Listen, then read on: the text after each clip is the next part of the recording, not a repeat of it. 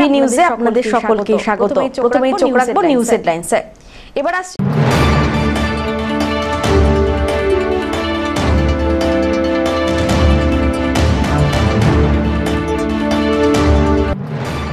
ফের পক্সো মামলায় 25 বছরের কারাদণ্ডের নির্দেশ দিলেন পক্সো আদালতের বিচারক রিন্টু সুর।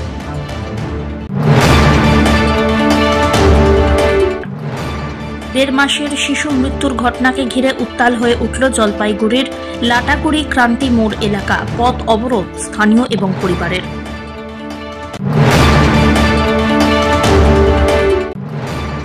দুর্ভোগের আর শেষ হলো না। বাঁধের রাস্তা তৈরির 1 বছর পার হতে না হতেই বাঁধের রাস্তা ভেঙে চুরমার।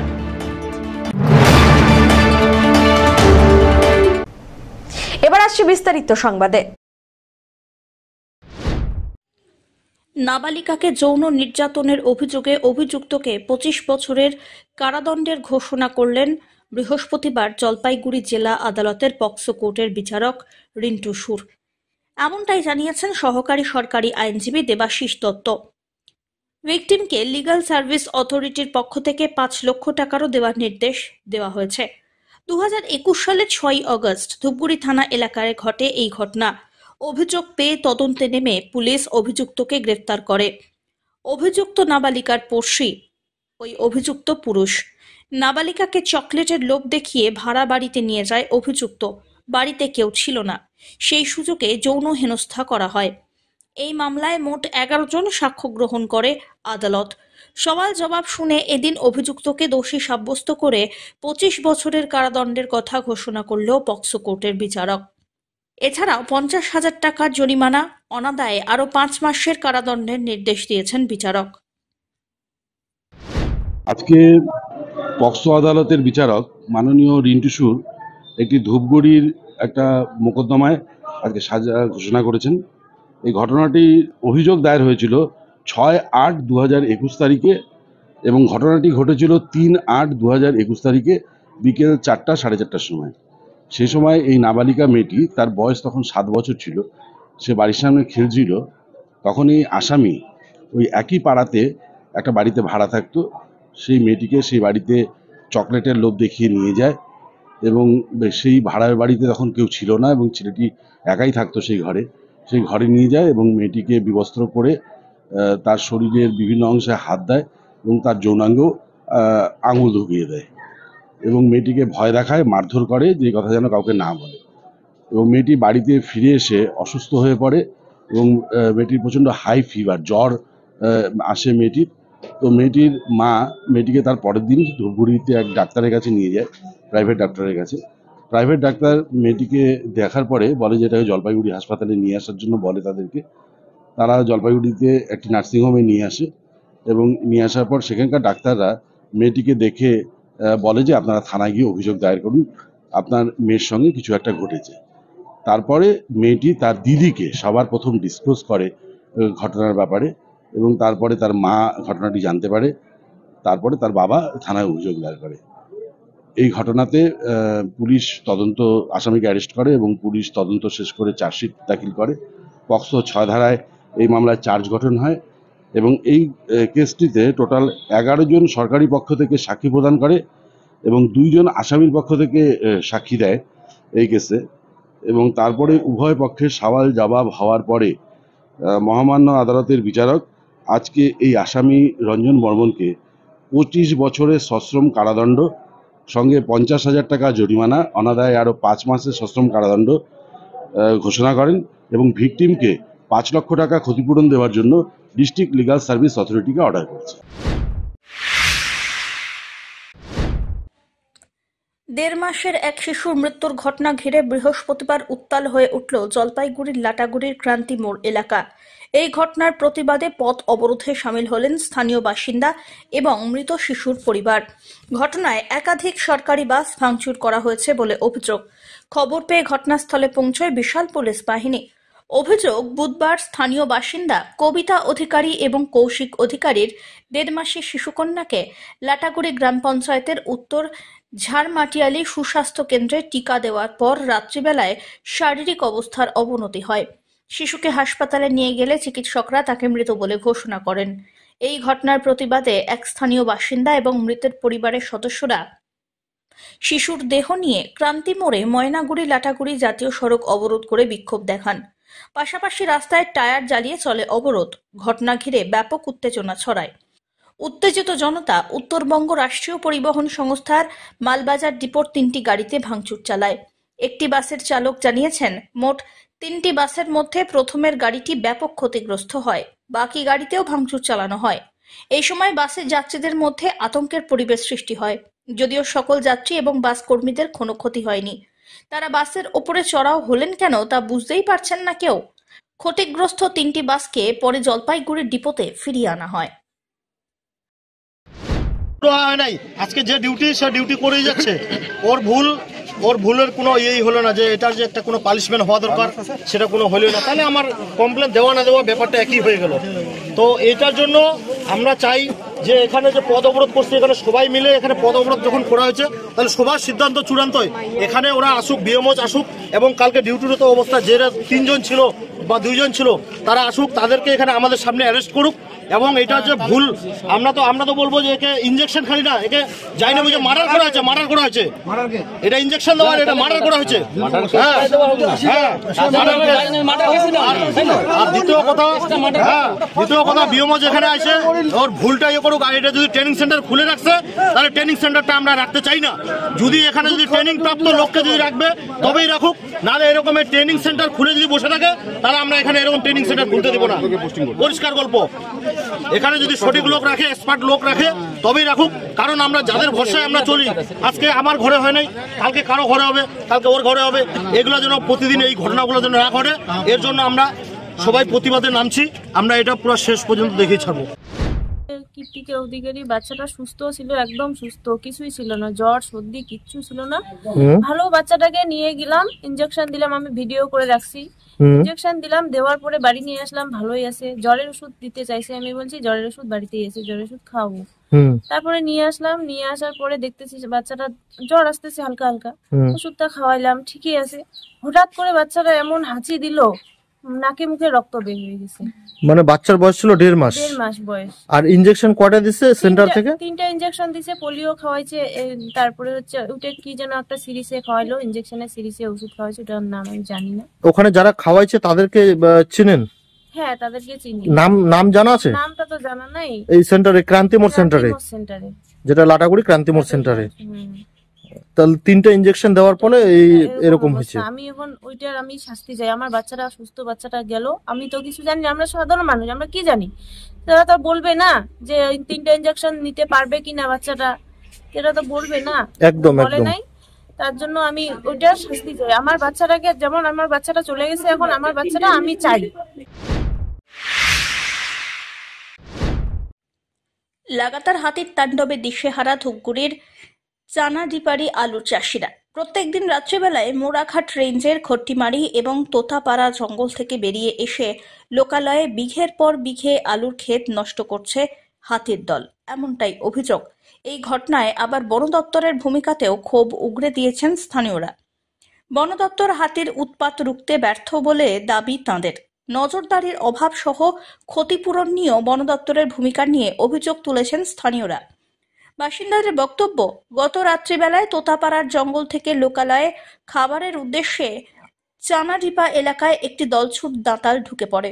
রাতভর আলুর জমির ওপরে তাণ্ডব চালায়।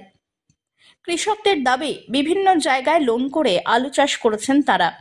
অকাল বৃষ্টির পাশাপাশি আলু খেতে হাতির তাণ্ডবের ফলে ক্ষয়ক্ষতির ব্যাপক সম্ভাবনা রয়েছে। তাই বাধ্য হয়ে আলু বড় না হতেই ক্ষেত থেকে তুলে নিচ্ছেন কৃষকরা।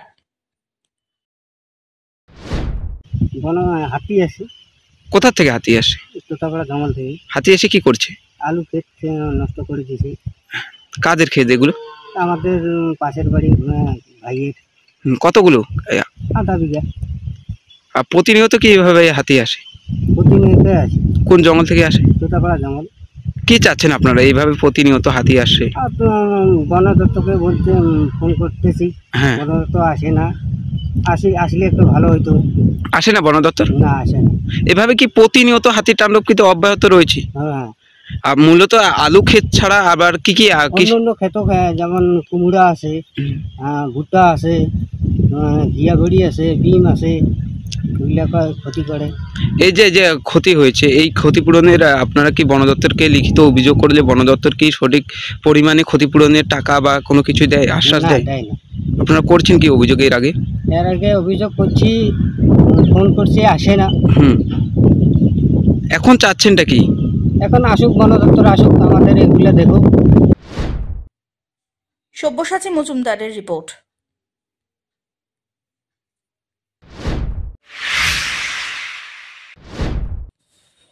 শহরের বেহাল রাস্তার কাজের পাশাপাশি শহর সংলগ্ন রাস্তার শিলান্যাস হয়ে গেল।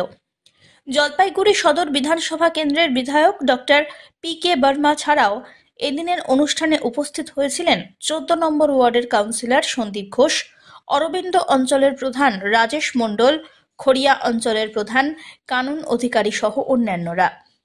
এই রাস্তা পান্ডাপাড়া কালীবাড়ি থেকে দাদাভাই ক্লাব মোড় হয়ে গোমস্তাপাড়া রেললাইন পর্যন্ত বিস্তৃত। সঙ্গে ঘোষপাড়া সহ 3.55 কিলোমিটার রাস্তার কাজের শিলান্যাস করলেন বিধায়ক। যোগাযোগ সংঘ ডাঙ্গাপাড়ায় এদিনের অনুষ্ঠান অনুষ্ঠিত হয়।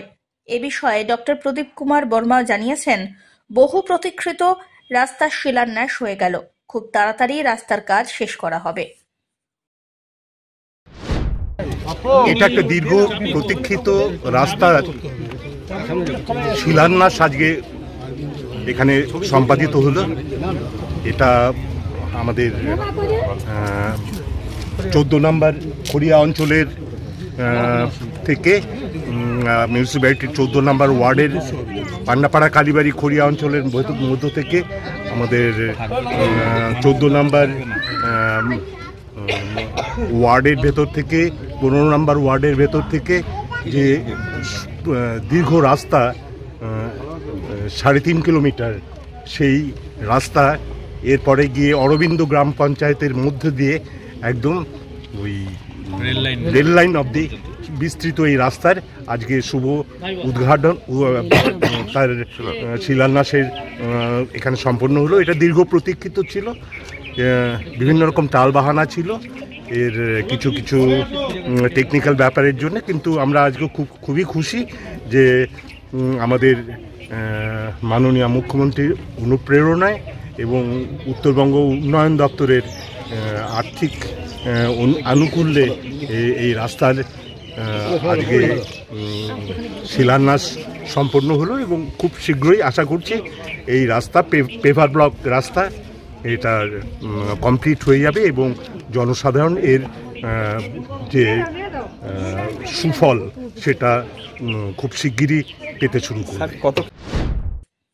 অমিত বণিকের রিপোর্ট।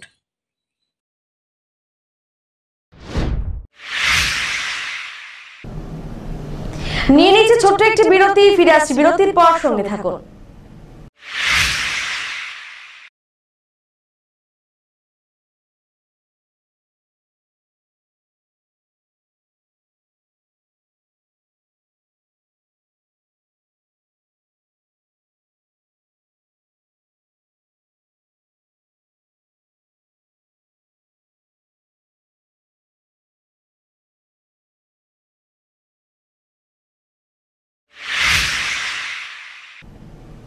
ফিরে এলাম বিরতির পর। স্থগিতাদেশ জারি ছিল জলপাইগুড়ি পুরসভাতে।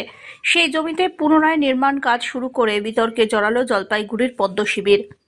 জলপাইগুড়ি ডিভিসি রোডে বিজেপি জেলা কার্যালয়ের প্রায় 8 কাঠা জমি ওয়াকফ সম্পত্তি বলে অভিযোগ ওঠায় 5 বছর আগে নির্মাণ কাজে স্থগিতাদেশ জারি করে জলপাইগুড়ি পুরসভা। অভিযোগ, সেই জমিতে ফের নির্মাণ কাজ শুরু হয়েছে। অনুমতি ছাড়াই পাকা পিলার তুলে তৈরি করা হচ্ছে বিজেপির জেলা কার্যালয়। পয়লা বৈশাখে নবনির্মিত কার্যালয় উদ্বোধনের পরিকল্পনা নেয় পদ্ম শিবির, তাতেই দানা বাঁধে বিতর্ক। ঘটনায় ফের তদন্ত শুরু হয়েছে জলপাইগুড়ি পুরসভায়। দেখুন, কোন রাজনৈতিক দল কোন পার্টি অফিস করছে সেটা তো আমাদের বিবেচ্য বিষয় না, কিন্তু যে কোনো পার্টি অফিস করতে গেলে, বিল্ডিং খাড়া করতে গেলে তাকে বিল্ডিং প্ল্যান পাস করতে হবে। এবং বিজেপির যে বিল্ডিং প্ল্যানটা ম্যানুয়ালি পাস হয়েছিল 2020 সালে সেটাতে পরে স্টপ অর্ডার হয়, কারণ জমি চিহ্নিতকরণের সমস্যা রয়েছে এবং ওয়াক অফ বোর্ডের জমি বলে অভিযোগ আছে, এই অভিযোগ রয়েছিল এবং তৎকালীন অ্যাডমিনিস্ট্রেটিভ বোর্ডের চেয়ারপারসন পাপিয়া পাল সেটা স্টপ করেছিল। এবং তারপরে যে এখন আপনাদের মাধ্যমে শুনতে পেলাম যে সেটা আবার নতুন করে বিল্ডিং তৈরি হচ্ছে, এটা সম্পূর্ণ অবৈধ। এই ব্যাপারে আমাদের যথাযথ আইনানুগ ব্যবস্থা আমরা গ্রহণ করব। ঘটনায় কোনো রাজনৈতিক চক্রান্ত আছে বলে অভিযোগ বিজেপির জলপাইগুড়ির জেলা সম্পাদক শ্যামপ্রসাদের দাবি, প্রয়োজনীয় সরকারি সব কাগজপত্র তাঁদের কাছে আছে। বিজেপি যাতে জলপাইগুড়ি শহরে দলীয় কার্যালয় তৈরি করতে না পারে তার জন্যই চক্রান্ত করে কাজ আটকে রাখা হয়েছে। দেখুন, যারা অভিযোগ করছেন তাদের কি পড়াশোনা করেছেন, কতদূর আইন সম্বন্ধে জানেন বা কি, এটা নিয়ে একটা সন্দেহ আছে। সম্পূর্ণ একটা রাজনৈতিক গিমিক একটা। আমাদের এই জমি সম্পূর্ণ আমাদের বিজেপির জমির দখল কাগজপত্র সম্পূর্ণ রয়েছে। যদি কাগজপত্র চেক করতে তিনি আসুন না, বিএলআর দপ্তর কি অবৈধ, তাহলে আগে বিএলআর দপ্তরকে অবৈধ ঘোষণা করুন। পৌরসভা কি অবৈধ, তাহলে তাকে আগে অবৈধ ঘোষণা করুন। কারণ হচ্ছে প্ল্যান মাফিক সম্পূর্ণ করে এই জমির প্ল্যানও পাস হয়েছিল। কিন্তু রাজনৈতিক দলাদলির ক্ষেত্রে, অসহযোগিতার ক্ষেত্রে তারা বিজেপির কোনো পার্টি অফিস জলপাইগুড়ি শহরে চায় না, কারণ তৃণমূলের ভোটই নেই এখানে। আর বিজেপির পার্টি অফিসে গেলে কিচ্ছু থাকবে না, তৃণমূলের 7টা অফিসও বন্ধ হয়ে যাবে, তাদের ব্যবসা করার জায়গা বন্ধ হয়ে যাবে। বিজেপি যে হারে বাড়ছে, জলপাইগুড়ির মানুষ যেভাবে বিজেপিকে চায়, তাই আতঙ্কগ্রস্ত হয়ে দুবার এখানকার যুব নেতা গিয়েছেন বিজেপি অফিস ভাঙতে। মানুষ ছিচি করেছে, থুতু ফেলেছে তাদের নামে। কেন বিজেপি অফিসকে ভাঙতে যেতে হবে? গুন্ডা নিয়ে, দলবল নিয়ে তিনি আতঙ্কে থাকেন তারা। কেন যেই প্ল্যান পাস হয়ে গেল, যিনি চেয়ারম্যান যিনি পাস করলেন, তার বিরুদ্ধে কেন ব্যবস্থা নেওয়া হলো না? আমরা বলছি ব্যবস্থা নিন, আর ডকুমেন্টস তো কোর্টে দেখা হবে। যদি আপনার কোর্টে কেস করুন আমাদের নামে, আমরা দেখিয়ে দেবো। এই ক্ষমতা যদি থাকে আসুন, শুধু গিমিক করলে হবে না, রাজনীতি চক্রান্ত করে বিজেপিকে আটকানো যাবে না। পার্টি অফিস না থাকুক, পার্টি অফিস মানুষের মনে বিজেপি আছে, আর পার্টি অফিস যেটা স্ট্রাকচার করা হচ্ছে কোনো রকম ছাদ দেওয়া হয়নি, টিনে শেড করে যাতে আমাদের কর্মীরা বসতে পারেন। বাদল বৃষ্টির দিনে সে থাকতে পারেন, রোদের মধ্যে বাড়িতে থাকবেন না, একটা টিনের শেড করে সেখানে বসার ব্যবস্থা করা আছে। আইনের মতো আমরা সবকিছু করেছি, আইনের বাইরে করিনি। আইনের বাইরে যদি করে থাকে, জলপাইগুড়ি বর্তমান চেয়ারম্যান, ভাইস চেয়ারম্যান তারা করেছে। তারা আমাদের বৈধ যে পারমিশন ছিল, যে প্ল্যান পাস ছিল বিজেপি পার্টি অফিসে, সেটা ক্যান্সেল করেছে। তাদের বিরুদ্ধে আগামীতে আমরা কেসে যাব এবং তাদেরকেও আগামীতে জবাবদিহি করতে হবে কি কারণে তারা বাতিল করলেন। দুর্ভোগের আর শেষ হলো না। বাঁধের রাস্তা তৈরির 1 বছর পার হতে না হতেই বাঁধের রাস্তা ভেঙে চুরমার, চারিদিকে ছড়াচ্ছে ধুলো বালি। প্রশ্ন তুলছেন বাঁধের পাশে থাকা মানুষজন থেকে রাস্তায় বের হওয়া সাধারণ মানুষ।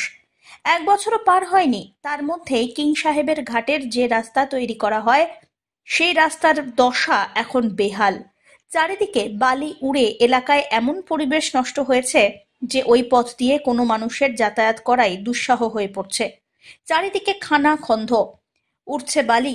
এলাকার বাসিন্দারা দাবি করছেন রাস্তা তৈরি হয়েও 1 বছর পার হতে না হতেই রাস্তার এমন বেহাল অবস্থা হলো কেন? পরিস্থিতি এখন কি রয়েছে বাঁধের আপনাদের? ভালো না তো, পরিস্থিতি খুব খারাপ। এই যে ধুলা বালি আমাদের বাড়িতে ঢুকতেছে, নাকে মুখে ঢুকে অসুখ বিসুখের সৃষ্টি। কয়দিন আগেই তো রাস্তাটা তৈরি করলে কি হবে? এই যে ধুলা বালি, তো দেখেন না রাস্তার পরিস্থিতি কি, ভেঙে গেছে। আবার ভেঙে যায় নাই, কিন্তু ধুলা বালি যদি পাকা করেন তাহলে ভালো। সেই বেহাল 1 বছরও হয়নি। এটা তো হবে, মাটি দিয়ে করছে, এটা তো পিচ করলে তো এরকম হইতো না। কয়দিন আগে কাজ করেছিল? কত হবে, মাস 2-3 তো হবে। আর এখন পরিস্থিতি কি হচ্ছে? এখন তো খারাপ হচ্ছে, আবার তো আগের মতো আগের মতো প্রায় আগের মতোই হওয়া ধরছে। আসলে তারপর যে কাছে বর্ষা তো শুরু হয় নাই, বর্ষা শুরু হলে তো থাকবেই না, সব চলে যাবে। অবশ্যই ইরিগেশনের সাহেব বলছিল মানে আমি চলার মতন রাস্তা খুঁজে দিব, এটা 5 মাস আগে বলছে, আর এখন পর্যন্ত করেনি। সে তো এত টাকা খরচা হইলো, তারপরে তো ফের একই রাস্তা দেখা যাচ্ছে। এখন আবার কবে উনি ঠিক করে দেখি। আমরা এখান থেকে মহিলারা আছে সবাইকে নিয়ে যাব, ওইখানে গিয়ে কী বলে উনি। আপনারা যাবেন ইরিগেশনে? হ্যাঁ, ইরিগেশন সাহেবই বলছিল আমাদেরকে। তা এখন পরিস্থিতি কি? এই যে এত টাকা খরচা করে বানালো রাস্তাটা, আবার ফের ভেঙে। এখন পরিস্থিতি এখন দেখি ওনাদের তো ডিপার্টমেন্টাল ব্যাপার, এর আগে তো বললো আমরা তো এখন এই যে বর্ষাকালে 5 জায়গা কাজ ধরছি, ওই কাজটা শেষ হইলে আমরা আবার এখানে ধরবো কাজটা। Amit বণিকের report.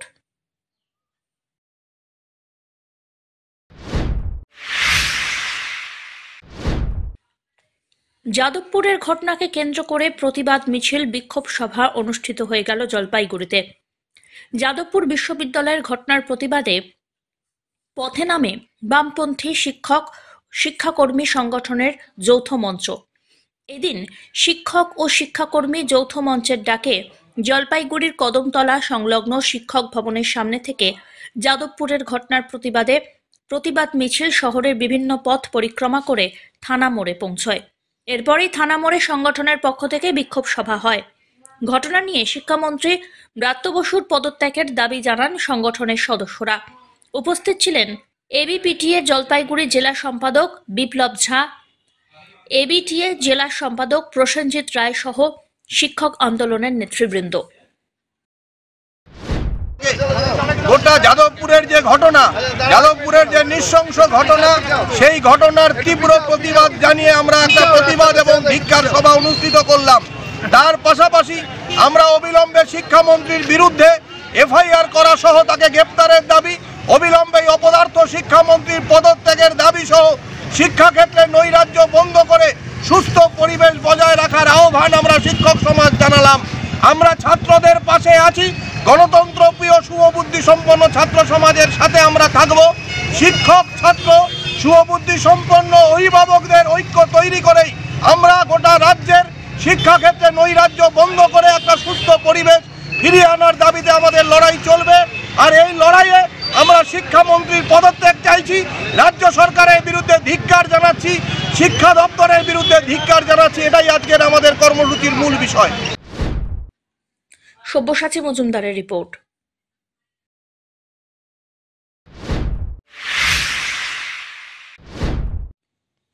Punjab national bank আগামী 7ই মার্চ শুক্রবার এক ঋণ মুক্তি শিবিরের আয়োজন করতে চলেছে।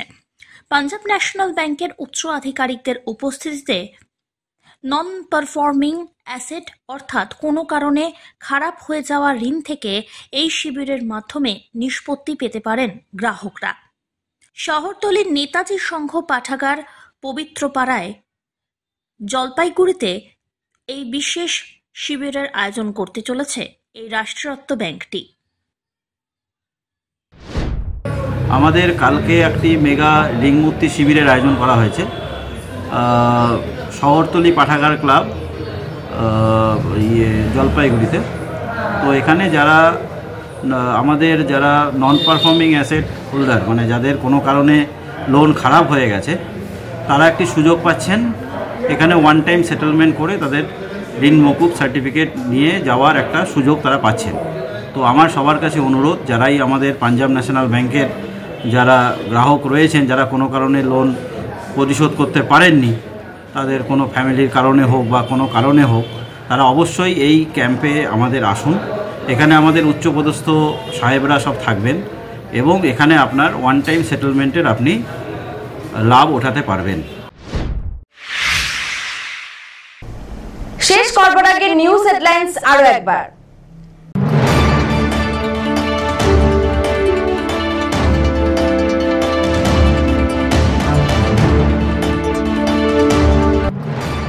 ফের পক্সো মামলায় 25 বছরের কারাদণ্ডের নির্দেশ দিলেন পক্সো আদালতের বিচারক রিন্টু সুর।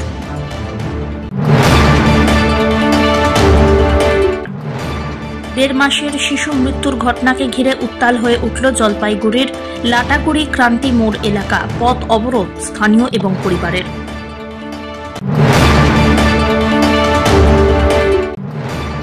দুর্ভোগের আর শেষ হল না। বাঁধের রাস্তা তৈরির 1 বছর পার হতে না হতেই বাঁধের রাস্তা ভেঙে চুরমার।